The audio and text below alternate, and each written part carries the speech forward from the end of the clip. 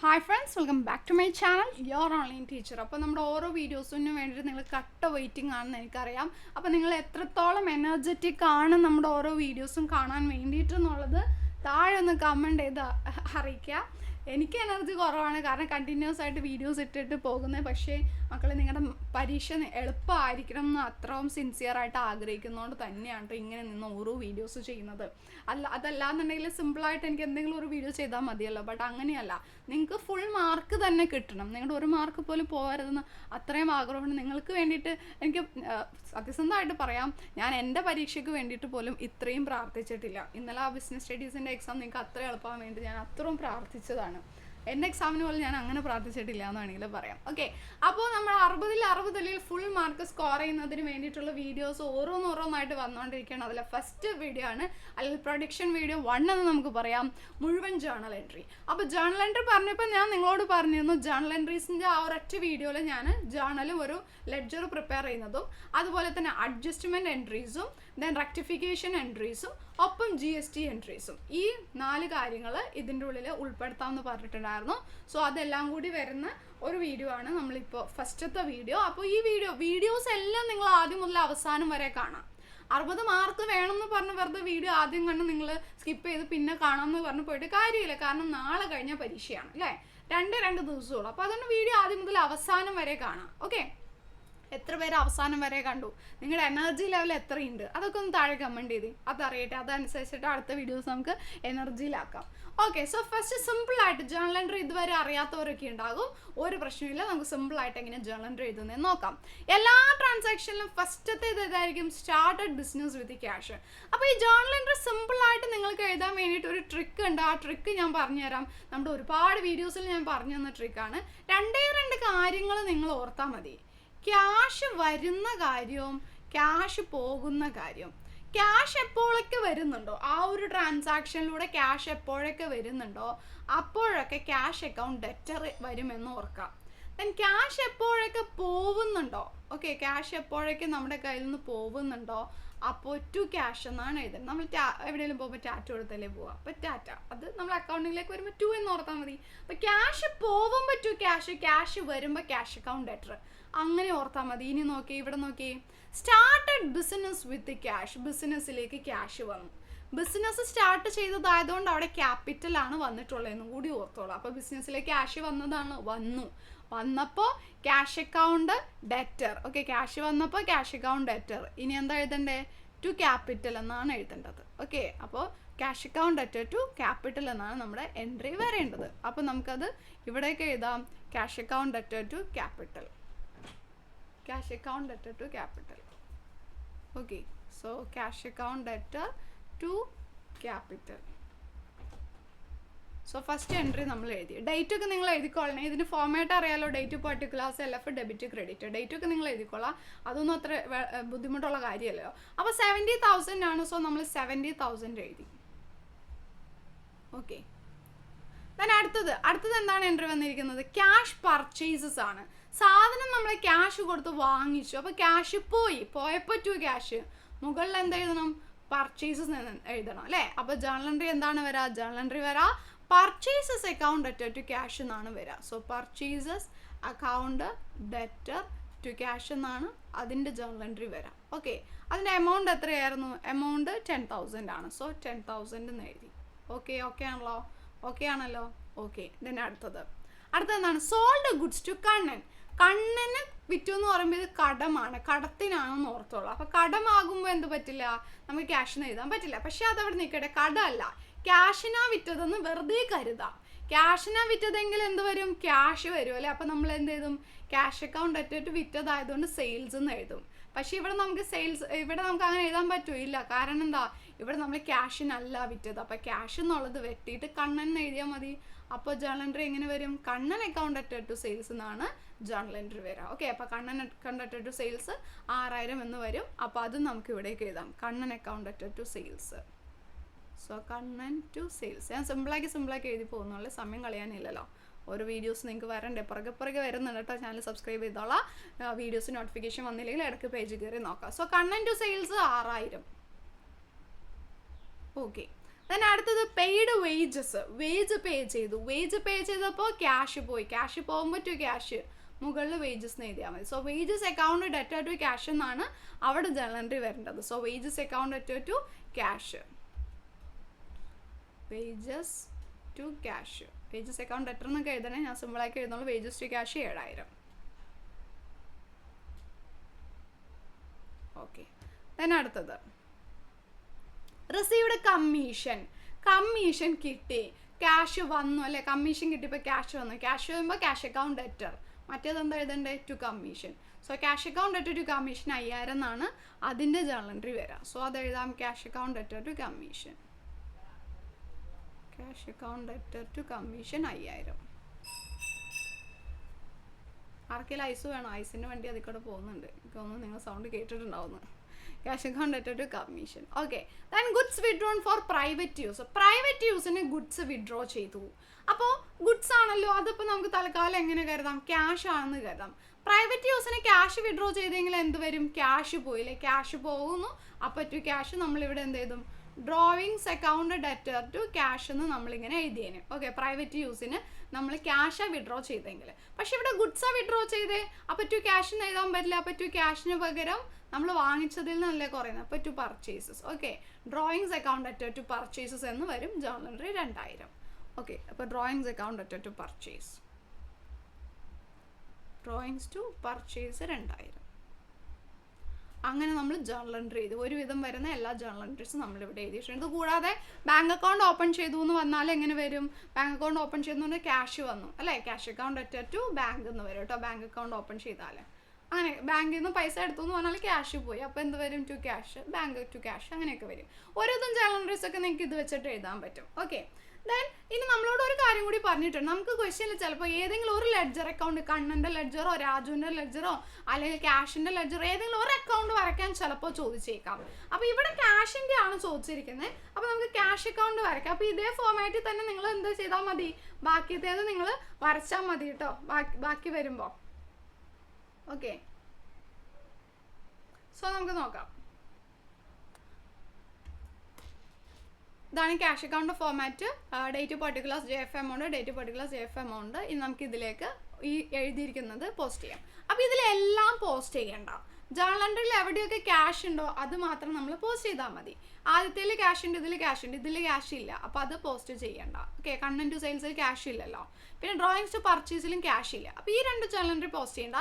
ബാക്കി 1, 2, 3, 4 journal entries post ചെയ്താൽ മതി. ഇനി അതെങ്ങനെ പോസ്റ്റ് ചെയ്യുന്നത് നോക്കാം.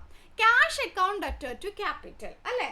അപ്പോൾ ക്യാഷിലേക്കാണ് നമ്മൾ ഇത് എഴുതാൻ പോകുന്നത്. ക്യാഷ് അക്കൗണ്ടിൽ കൊണ്ടുപോയിട്ട് നമ്മൾ അവിടെ ഇവിടെ ക്യാഷ് ക്യാഷ് ക്യാഷ് എന്ന് തന്നെ എഴുതിയാൽ നമുക്ക് എന്തെങ്കിലും മനസ്സിലാവോ, ഇല്ല. അപ്പോൾ ക്യാഷ് അക്കൗണ്ട് നമ്മൾ പിന്നെയും ക്യാഷ് എന്ന് എഴുതേണ്ട ആവശ്യമില്ല. അപ്പോൾ അതൊന്ന് വെട്ടിക്കളയാം. ഓക്കെ. അത് വെട്ടിക്കളഞ്ഞിട്ട് ബാക്കി എന്തോ ഉള്ളത്, ടു ക്യാപിറ്റൽ 7000 അല്ലേ, ടു ക്യാപിറ്റൽ 7000 ആണോ ഉള്ളത്. അപ്പോൾ എന്ത് ചെയ്യുക, അത് നമ്മൾ എന്ത് ചെയ്യുക, ടു വരുന്ന കാര്യങ്ങൾ ഇവിടെ എഴുതേണ്ടത്. അപ്പോൾ ടു ക്യാപിറ്റൽ 7000 എന്ന് എഴുതാം. ഓക്കെ. ടു ക്യാപിറ്റൽ 7000 എന്ന് എഴുതി. അതേപോലെ തന്നെ ഇനി അടുത്ത എൻട്രി നോക്കിയേ, പർച്ചേസസ് ടു ക്യാഷ്. ക്യാഷ് എന്നുള്ളത് നോക്കണ്ട, അത് വെട്ടിക്കളയാം. പിന്നെ എന്താ ഉള്ളത്, വെട്ടിക്കളയണ്ട, ഞാൻ ജസ്റ്റ് പറഞ്ഞാണ്, അത് നോക്കണ്ട. പിന്നെ എന്താ ഉള്ളത്, പർച്ചേസ് അക്കൗണ്ട് ഡെറ്റർ. അത് മുകളിലാണ് വന്നത് അല്ലേ, മുകളിൽ വന്നത് അപ്പുറത്തെ സൈഡിൽ എഴുതാം, 10000. അപ്പോൾ എന്ത് ചെയ്താ, ബൈ പർച്ചേസസ് 10000.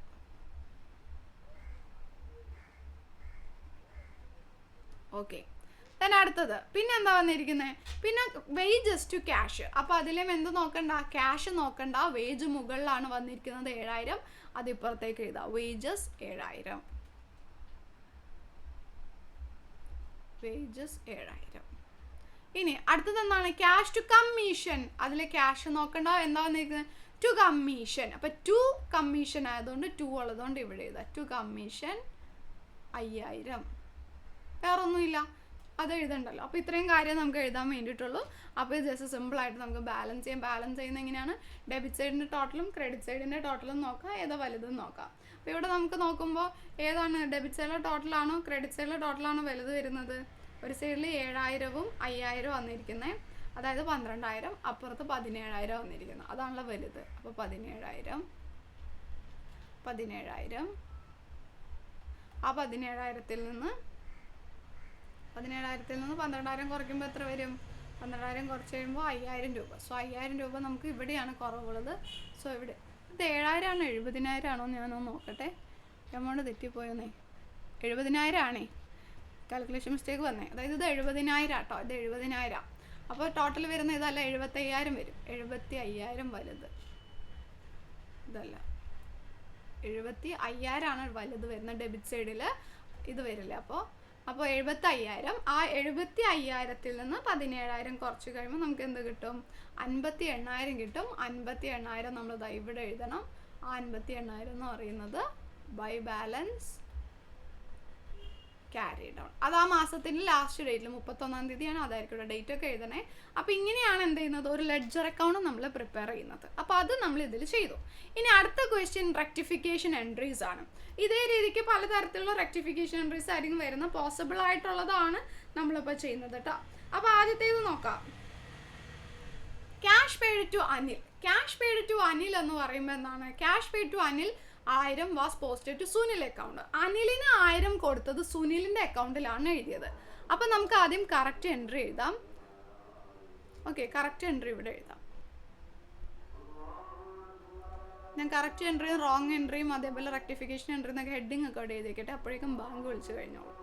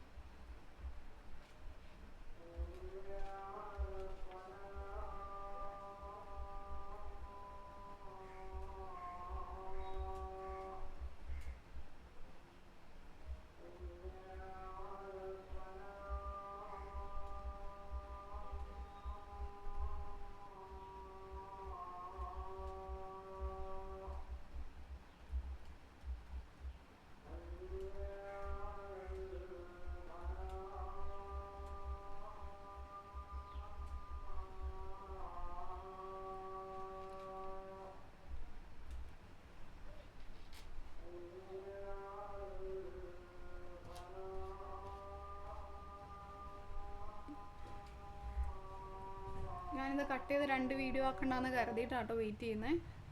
ഒറ്റ വീഡിയോയിൽ നിങ്ങളിലേക്ക് എത്തിക്കാനാണ്. നമുക്കിപ്പോൾ തന്നെ എന്തായാലും ഇത് എഴുതാം.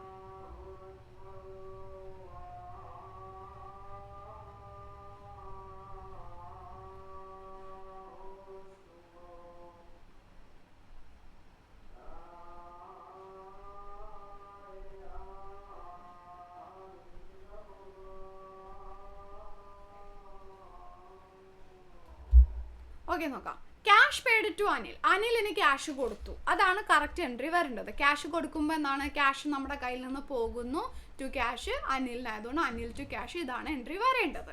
അതേസമയം റോങ് ആയിട്ട് എങ്ങനെ എഴുതി? സുനിലിൻ്റെ അക്കൗണ്ടിലേക്കാണ് എഴുതിയത്. സോ അനിലിന് പകരം സുനിൽ എന്ന് എഴുതി. സോ സുനിൽ ടു ക്യാഷ് എന്നാണ് എഴുതിയത്. അപ്പോൾ റെക്ടിഫിക്കേഷൻ എൻട്രി എങ്ങനെ എഴുതും? ടു ക്യാഷ് 2 സ്ഥലത്ത് ഒരേപോലെ, അപ്പോൾ അത് നോക്കണ്ട. പിന്നെ എന്താണ്? കറക്റ്റായിട്ട് വരേണ്ടത് അനിലാണ്, അത് അനിലിൽ നിന്ന് തന്നെ നമ്മൾ എഴുതി. തെറ്റായിട്ട് ഡെബിറ്റ് ചെയ്ത് സുനിലിനെ ക്യാൻസൽ ചെയ്യണം, അതുകൊണ്ട് സുനിലിനെ 2 എന്ന് പറഞ്ഞ് ക്രെഡിറ്റ് ചെയ്ത് ക്യാൻസൽ ചെയ്തു. So Anil account debtor to Sunil account എന്നാണ് നമ്മുടെ റെക്ടിഫിക്കേഷൻ എൻട്രി വരുന്നത്. മനസ്സിലായിട്ടുണ്ടാവുമെന്ന് വിചാരിക്കുന്നു. സോ നമുക്കിനി അടുത്ത റെക്ടിഫിക്കേഷൻ എൻട്രി നോക്കാം. ഓക്കെ, സോ രണ്ടാമത്തെ റെക്ടിഫിക്കേഷൻ എൻട്രി നോക്കിയേ. രണ്ടാമത്തെ ചോദ്യത്തിൽ എന്താണ് പറഞ്ഞിരിക്കുന്നത്? ചോദ്യത്തിൽ പറഞ്ഞിരിക്കുന്നത് depreciation provided on machinery was not record. അത് മിസ്റ്റേക്ക് പറ്റിയിരിക്കുന്നതല്ല, മെഷീനറിയിലുള്ള ഡിപ്രിസിയേഷൻ എഴുതിയതേ ഇല്ല എന്ന് പറയുകയാണ്. അപ്പോൾ ജസ്റ്റ് എന്ത് ചെയ്താൽ മതി? ഡിപ്രിസിയേഷൻ ടു മെഷീനറി എന്ന് പറഞ്ഞാൽ ആ ജേർണൽ എൻട്രി കൊടുത്താൽ മതി. ഇനി അടുത്തത് എന്താണ്? Wages paid 3,000 for the erection of machinery. ഒരു മെഷീനറി ഇൻസ്റ്റാൾ ചെയ്യാൻ വേണ്ടിയിട്ട് അതിലേക്ക് വേജ് കൊടുത്തു, അത് was debited to wage account. അപ്പം നമ്മൾ ഓർക്കത് ശരിയല്ലേ? ശരിയല്ല. കാരണം മെഷീനറി റെഡി ടു യൂസ് ആക്കുന്നത് വരെ എന്തൊക്കെ ചിലവ് വന്നിട്ടുണ്ടോ അതൊക്കെ മെഷീനറിയിലേക്കാണ് പോകുള്ളൂ. അപ്പോൾ ഇവിടെ 3000 രൂപ അത് നന്നാക്കാൻ വന്ന ആൾക്ക് കൊടുത്തിട്ടുണ്ടെങ്കിൽ അതിന് കറക്റ്റ് എൻട്രി നമ്മുടെ ക്യാഷ് പോകുമ്പോൾ ടു ക്യാഷ് അക്കൗണ്ട് എന്നാണ് നമ്മൾ കറക്റ്റായിട്ട് എഴുതേണ്ടത്. എങ്ങനെയാണ്? അത് മെഷീനറി അക്കൗണ്ടിലേക്കാണ് പോകേണ്ടത്. So machinery account debtor to cash എന്നാണ് അത് വരേണ്ടത്. പക്ഷെ അതിന് പകരം എങ്ങനെ എഴുതിയെന്നാണ് പറയുന്നത്? വേജ് അക്കൗണ്ടിലേക്ക് എഴുതി. So wages account debtor to cash എന്ന് എഴുതിയെന്നാണ് പറയുന്നത്. അപ്പോൾ അതിൻ്റെ റെക്ടിഫിക്കേഷൻ എൻട്രി എങ്ങനെ എഴുതാം? ഒരേപോലെ എഴുതിയ ക്യാഷ് നോക്കണ്ട, കറക്റ്റായിട്ട് വരേണ്ടത് മെഷീനറി അക്കൗണ്ട് ഡെറ്റർ എന്നാണ്. അത് അങ്ങനെ തന്നെ എഴുതാം, മെഷീനറി അക്കൗണ്ട് ഡെറ്റർ അങ്ങനെ തന്നെ എഴുതി. ദെൻ തെറ്റായിട്ട് ഡെബിറ്റ് ചെയ്ത വേജിന് ഇല്ലാതെയാക്കാൻ ക്രെഡിറ്റ് ചെയ്യുന്നു to wages account. So machinery account debtor to wages account എന്നാണ് അതിൻ്റെ റെക്ടിഫിക്കേഷൻ എൻട്രി വരുന്നത്. ദെൻ അടുത്ത ക്വസ്റ്റ്യൻ എന്താ പറഞ്ഞിരിക്കുന്നത്? റെൻറ്റ് പെയ്ഡ് 2000, റെൻറ്റ് കൊടുത്തു, പക്ഷെ അത് എഴുതാൻ ഫുള്ളി ഒമിറ്റഡ്, മൊത്തം എഴുതാൻ വിട്ടുപോയെന്ന് പറയുമ്പോൾ ജസ്റ്റ് എന്ത് ചെയ്താൽ മതി? റെൻറ്റ് പേ ചെയ്ത് എൻട്രി കൊടുത്താൽ മതി. റെൻറ്റ് പേ ചെയ്യുമ്പോൾ ടു ക്യാഷ് ആണ് മുകളിൽ rent account debtor to cash. ഇനി സാലറി പെയ്ഡ് ടു രാജുവിന് സാലറി കൊടുത്തത് അത് പേഴ്സണൽ അക്കൗണ്ടിലേക്ക് എഴുതി പോയി എന്നാണ് പറയുന്നത്. അപ്പോൾ കറക്റ്റ് എൻട്രി സാലറി കൊടുത്താൽ എങ്ങനെ വരും? പണം പോയില്ലേ, അപ്പോൾ ടു ക്യാഷ് മുകളിൽ അപ്പോൾ salary account debtor to cash എന്നാണ് വരേണ്ടത്. പകരം അയാൾ പേഴ്സണൽ അക്കൗണ്ടിൽ എഴുതിയെന്ന് പറയുമ്പോൾ Raju account debtor to cash എന്ന് എഴുതിയെന്നാണ് പറയുന്നത്. Raju account debtor to cash account. അപ്പോൾ ഒരേപോലെ വന്ന ക്യാഷ് ക്യാൻസൽ ചെയ്യുക, അത് നോക്കണ്ട. അപ്പോൾ കറക്റ്റായിട്ട് എന്ത് വരണം? സാലറി അക്കൗണ്ട് ഡെറ്റർ എന്ന് വരണം അല്ലേ? So salary account debtor. Then തെറ്റായിട്ട് ഡെബിറ്റ് ചെയ്ത് രാജു ഇല്ലാതെ ആകാൻ ക്രെഡിറ്റ് ചെയ്യുന്നു to Raju account. So salary account debtor to Raju ആണ് റെക്ടിഫിക്കേഷൻ എൻട്രി വരുന്നത്. സോ ഇങ്ങനെ വേണം മക്കളെ നിങ്ങൾ റെക്ടിഫിക്കേഷൻ എൻട്രി എഴുതാൻ വേണ്ടിയിട്ട്. ഇനി അടുത്തത് GST എൻട്രീസ് ആണ്. ഒരുപാട് പേർക്ക് ഡൗട്ട് ഉള്ള ഒന്നാണ് GST entries. GST entries actually വളരെ സിമ്പിളാണ്. ഇത്തവണ മോഡൽ എക്സാമിന് വന്നൊരു ചോദ്യമാണിത്. സോ ഇത് നമുക്ക് എങ്ങനെ എഴുതുന്നത് നോക്കാം. Record necessary journal entries assuming CGST at 5% and SGST at 5% and all the transactions occurred within Delhi. ഡൽഹിയുടെ ഉള്ളിൽ തന്നെയാണ് എല്ലാ ട്രാൻസാക്ഷനും നടന്നിരിക്കുന്നത്. അപ്പോൾ വിത്തിൻ ഡൽഹി ആയതുകൊണ്ട് അതാണ് അവിടെ CGST SGST വന്നത്. ഓക്കെ, അപ്പോൾ ഇനി നോക്കാം. First Rahul bought goods on credit. Rahul കടത്തിന് ഗുഡ്സ് വാങ്ങിച്ചു. അത് മാത്രം ആദ്യം ആലോചിക്കാം. രാഹുൽ കടത്തിന് ഗുഡ്സ് വാങ്ങിക്കുമ്പോൾ എന്താണ്? പർച്ചേസ്. ഗുഡ്സ് വാങ്ങിക്കുമ്പോൾ പർച്ചേസസ് അല്ലേ? പർച്ചേസസ് അക്കൗണ്ട് ഡെറ്റർ എന്ന് എഴുതാം. എന്നിട്ട് കുറച്ച് സ്പേസ് വിട്ടിട്ട് നമ്മൾ എന്താ ചെയ്താൽ ടു രാഹുൽ അല്ലേ? ക്യാഷ് പോയില്ല, പകരം രാഹുലാണ് അല്ലേ? അപ്പോൾ അതുകൊണ്ട് purchases account debtor to Rahul എന്നാണ് എൻട്രി വരാം. Okay, purchase account debtor to Rahul എന്നാണ് നോർമലി ജേണൽ എൻട്രി വരാം. അപ്പോൾ ഇതിൽ ക്രെഡിറ്റർ എന്ന് എഴുതാം, അതുപോലെ കുഴപ്പമില്ല, നമുക്ക് രാഹുൽ എന്ന് എഴുതിയാൽ മതി. സോ ഇവിടെ അങ്ങനെ വരുമ്പോൾ പർച്ചേസ് അക്കൗണ്ട് ടു രാഹുൽ എന്നോ അല്ലെങ്കിൽ പർച്ചേസ് അക്കൗണ്ട് ടു ക്രെഡിറ്റർ എന്നും നമുക്ക് എഴുതാം. അതവിടെ നിൽക്കട്ടെ. എന്നിട്ട് ഇവിടെ നോക്കാം. 1,00,000 രൂപയുടെ സാധനമാണ് വാങ്ങിച്ചത്. അപ്പം നമ്മൾ എന്ത് എഴുതാം? ഇവിടെ 1,00,000 എന്ന് എഴുതാം. ഇനി ഇവിടെ CGST SGST ആണ് വന്നിട്ടുള്ളത്. അത് തന്നെ ഇയാൾ പർച്ചേസ് ആണ് ചെയ്തിട്ടുള്ളത്. പർച്ചേസ് ചെയ്യുമ്പോൾ വരുന്നത് ഇൻപുട്ട് GST ആണ് കേട്ടോ, input GST.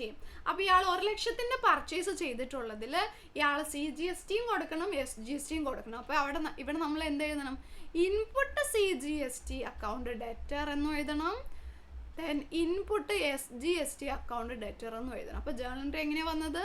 Purchase account debtor, input CGST account debtor, input SGST account debtor to creditor അല്ലെങ്കിൽ ടു രാഹുൽ എന്നാണ് അവിടെ വന്നിട്ടുള്ളത്. ഇനി 1,00,000ന്റെ 5% എന്ന് പറയുമ്പോൾ 5,000 രൂപയല്ലേ വരുന്നത്. സോ 5,000 അങ്ങനെ മൊത്തം എത്ര രൂപ വരും ടു രാഹുൽ അക്കൗണ്ട് ആയിട്ട്? 50,000 അല്ല, 5,000 1,10,000 വരും. ഇങ്ങനെയാണ് മക്കളെ GSTയുടെ ജേണൽ എൻട്രീസ് എഴുതുന്നത് കേട്ടോ. ഇങ്ങനെയാണ് GSTയുടെ ജേണൽ എൻട്രീസ് എഴുതുന്നത്. ദെൻ അടുത്ത ജേണൽ എൻട്രി നമുക്ക് എഴുതാം. അടുത്തത് എന്താ? He sold them for 1,35,000 in the same state on credit. അയാൾ സെയിൽ ചെയ്തതാണ്. സെയിൽ ചെയ്യുമ്പോൾ എൻട്രി എന്താ വരാ? സെയിൽ ചെയ്യുമ്പോൾ വേറൊരാൾക്ക് വിറ്റു. സെയിൽ ചെയ്യുമ്പോൾ ടു സെയിൽസ് വരും അല്ലേ? To sales. ദെൻ മറ്റയാളുടെ പേരൊന്നും തരാത്തതുകൊണ്ട് നമുക്ക് ഡെറ്റർ എന്ന് എഴുതാം. സോ സ്പേസ് വിട്ട് തന്നെ നമ്മൾ എഴുതാം. Debtors account debtor to debtors account debtor to sales എന്ന് എഴുതാം. അത് ഞാൻ ഇവിടെ കുറച്ച് ഗേറ്റ് ചെയ്താണ്. നോർമൽ എൻട്രി എന്താ വരും? ഒരു സെയിൽ, കടത്തിൻ്റെ സെയിൽ നടന്നാൽ debtors account debtor to sales account എന്നുള്ളത് വരും അല്ലേ? ഇവിടെ സെയിൽസ് ആണ് നടന്നിരിക്കുന്നത്. പർച്ചേസ് വരുമ്പോൾ ഇൻപുട്ട് GSTയും സെയിൽസ് വരുമ്പോൾ ഔട്ട്പുട്ട് GSTയും ആണ് വരുന്നത്. അപ്പോൾ സെയിൽസ് വന്നതുകൊണ്ട് സെയിൽസിൻ്റെ താഴെ വേണം ഇനി എന്ത് എഴുതാൻ? GST എഴുതാൻ. അപ്പോൾ നമ്മൾ എന്ത് എഴുതണം? To output CGST account to output SGST account എന്ന് പറഞ്ഞിട്ട് നമ്മൾ എഴുതണം. Okay, SGST account. ഇനി എമൗണ്ട് നോക്കാം. 1,35,000 ആയിരുന്നു സെയിൽസിൻ്റെ എമൗണ്ട്. ആ 1,35,000-ന്റെ 5%. 5% എത്ര വരും? 1,35,000 ഇൻറ്റു 5/100 എത്ര വരും? 6,750 വരും. സോ 6,750 CGST വരാം, 6,750 SGST വരാം. ഇത് രണ്ടും കൂട്ടി 1,48,500 ഡെറ്റേഴ്സിൻ്റെ അവിടെ ചെയ്താൽ ക്ലിയർ ആണെന്ന് വിചാരിക്കണം കേട്ടോ. ഇനി അടുത്തത് നോക്കിയേ, he paid for transportation charges. Transportation ചാർജിനും GST കൊടുക്കണം. ഇത് പർച്ചേസുമായി ബന്ധപ്പെട്ട് വരുന്ന ട്രാൻസ്പോർട്ടേഷൻ ചാർജ് ആണല്ലോ. അപ്പോൾ അതുകൊണ്ട് തന്നെ അവിടെയും എന്താണ് വരുന്നത്? ഇൻപുട്ട് CGST ആണ് വരുന്നത്. ഓക്കെ, അപ്പോൾ ട്രാൻസ്പോർട്ടേഷൻ ചാർജ് പേ ചെയ്താൽ നോർമലി എൻട്രി എന്താ വരാ? ട്രാൻസ്പോർട്ടേഷൻ ചാർജ് ചെയ്താൽ ക്യാഷ് പോയി, അപ്പോൾ ടു ക്യാഷ് അക്കൗണ്ട് നമ്മൾ മുകളിൽ എന്ത് ചെയ്തു? ട്രാൻസ്പോർട്ടേഷൻ ചാർജസ് അക്കൗണ്ട് ഡെറ്റർ എന്ന് ചെയ്തു അല്ലേ. So transportation charges account debtor to cash എന്നാണ് എഴുതുക. സോ ഇത് പർച്ചേസുമായി ബന്ധപ്പെട്ട് നടന്ന ട്രാൻസ്പോർട്ടേഷൻ ആയതുകൊണ്ട് ഇൻപുട്ട് ആണ് വരുന്നത്. So input CGST account debtor വരും, ഇൻപുട്ട് SGST അക്കൗണ്ട് ഡെറ്റർ വരും. So input CGST, input SGST account debtor. ഇനി എമൗണ്ട് എത്രയാണ് വരുന്നത്? ട്രാൻസ്പോർട്ടേഷൻ ചാർജ് വന്നത് 8,000 രൂപയാണ്. സോ ട്രാൻസ്പോർട്ടേഷൻ ചാർജ് 8,000 രൂപ, അതിൻ്റെ 5% എന്ന് പറയുമ്പോൾ 400 രൂപ. അപ്പോൾ 400 രൂപയാണ് CGST വന്നത്, 400 രൂപയാണ് SGST വന്നത്. അങ്ങനെ 8,800 രൂപയാണ് മൊത്തം വന്നത്. ഓക്കെ, ക്ലിയർ അല്ലേ? അപ്പം നമ്മളിതാ സിമ്പിളായിട്ട് GSTയുടെ എൻട്രി നോക്കി. ഇനി അടുത്തത് നമുക്ക് എന്താ നോക്കാനുള്ള? Adjusting entry. അഡ്ജസ്റ്റിംഗ് എൻട്രി ഭയങ്കര സിമ്പിളാണ്. നോക്കിയേ, വേജസ് ഔട്ട്സ്റ്റാൻഡിങ്. ഒരാൾക്ക് വേജ് കൊടുത്തിട്ടില്ലെങ്കിൽ അതെന്താണ്? തലവേദനയാണെന്ന് ഓർക്കുക. തലവേദന ഈക്വൽ ലയബിലിറ്റി എന്ന് ഓർത്താൽ മതി. സോ വേജസ് ഔട്ട്സ്റ്റാൻഡിങ് എന്ന് പറയുന്ന ഒരു ലയബിലിറ്റിയാണ്. ലയബിലിറ്റിനെ നമ്മൾ ക്രെഡിറ്റ് അല്ലേ ചെയ്യാറ്? അപ്പോൾ ടു ഔട്ട്സ്റ്റാൻഡിങ് വേജ് അല്ലെങ്കിൽ വേജസ് ഔട്ട്സ്റ്റാൻഡിങ് എന്ന് എഴുതാം. ഡെബിറ്റ് ചെയ്യേണ്ടത് എന്തിനാണ്? വേജസിനെ. So wages account debtor to outstanding wages, ഇതാണ് എൻട്രി വരാം. Okay, then prepaid salary. ഒരു സാലറി മുൻകൂട്ടി കൊടുത്തു, ഒരാളുടെ സാലറി ഒരു എക്സ്പെൻസ് മുൻകൂട്ടി കൊടുത്താൽ ആശ്വാസമാണ്. ആശ്വാസം മീൻസ് ആസെറ്റ് ആണ്. ആസെറ്റ് ആകുമ്പോൾ എന്ത് ചെയ്യണം? ഡെബിറ്റ് ചെയ്യണം. സോ പ്രീപെയ്ഡ് സാലറിനെ ഡെബിറ്റ് ചെയ്യണം. So prepaid salary account debtor എന്ന് പറഞ്ഞ് ഡെബിറ്റ് ചെയ്തു, ക്രെഡിറ്റ് ചെയ്യേണ്ടത് സാലറിന്. So prepaid salary account debtor to salary എന്ന് എൻട്രി വരും. ഓക്കെ ആണല്ലോ. ഇനി ഔട്ട്സ്റ്റാൻഡിങ് ഇൻകം. ഇൻകം കിട്ടാനുണ്ട്, കിട്ടിയിട്ടില്ല. നമുക്കൊരു ഇൻകം കിട്ടിയിട്ടില്ല, കിട്ടും അതെന്തായാലും. സോ അതെന്താണ്? അതും കൈൻഡ് ഓഫ് ആശ്വാസമാണ് അല്ലേ. സോ അതൊരു അസറ്റാണ്. അസറ്റ് ആയതുകൊണ്ട് എന്ത് ചെയ്യണം? ഔട്ട്സ്റ്റാൻഡിങ് ഇൻകത്തിനെ ഡെബിറ്റ് ചെയ്യണം. So outstanding income account debtor to income എന്ന് എഴുതിയാൽ മതി, ടു ഇൻകം അക്കൗണ്ട്. ഓക്കെ അല്ലേ? അതും കഴിഞ്ഞു. ഇനി ഇൻകം റിസീവ്ഡ് ഇൻ അഡ്വാൻസ്. നമ്മൾ പണിയൊന്നും എടുത്തിട്ടില്ല, പക്ഷേ ഇൻകം നമുക്ക് മുൻകൂട്ടി കിട്ടിയിട്ടുണ്ട്. സോ പണിയെടുത്ത് നമ്മൾ പിന്നെ കൊടുക്കേണ്ട ഒരു തലവേദന വരാണല്ലേ. ഞാൻ സിമ്പിളായിട്ട് നിങ്ങൾക്ക് മനസ്സിലാൻ വേണ്ടി പറഞ്ഞു തരുന്നത് കേട്ടോ. അപ്പോൾ അതൊരു ലയബിലിറ്റിയാണ്. So income received in advance liability ആയതുകൊണ്ട് അതിന് എന്ത് ചെയ്യണം? ക്രെഡിറ്റ് ചെയ്യണം. സോ എന്ത് വരും? To income received in advance, മുകളിൽ എന്ത് വരും? Income. So income account debtor to income received in advance എന്ന് വരും. അപ്പോൾ മക്കളെ, മുഴുവൻ ജേണൽ എൻട്രീസ് നമ്മൾ ഇതിൽ നോക്കിയിട്ടുണ്ട് കേട്ടോ. അപ്പോൾ ഇത്രയും പഠിച്ചോളാം. ഇതൊക്കെ വരുന്ന ചോദ്യങ്ങളാണ്. ഇനി നമുക്ക് ബാക്കി എന്തൊക്കെ പഠിക്കാനുണ്ട്? നമ്മൾ ഈ ടിക്കറ്റതിൽ ജേണൽ എൻട്രി, ലെഡ്ജറും GST entry, rectification entry, adjusting entry 1, 2, 3, 4 കാര്യങ്ങൾ ഒറ്റയടിക്ക് ചെയ്തു. ഇനി gross profit calculation, trial balance, accounting equation, machinery account, trading and profit and loss account, cash book. Cash book തന്നെ double column, petty cash book, purchase book, bank reconciliation statement, ഇത്രയും വരുന്നുണ്ട്. അത് video പുറകെ വരുന്നുണ്ട്. മാക്സിമം അവസാനം വരെ ആരൊക്കെ കണ്ടു എന്ന് പറയാട്ടോ, എന്നാലാണ് ഞാൻ അടുത്ത വീഡിയോ ചെയ്യുള്ളൂ. അവസാനം വരെ ആരൊക്കെ കണ്ടു എന്നൊന്ന് താഴെ കമൻറ്റ് ചെയ്യാം. Thank you.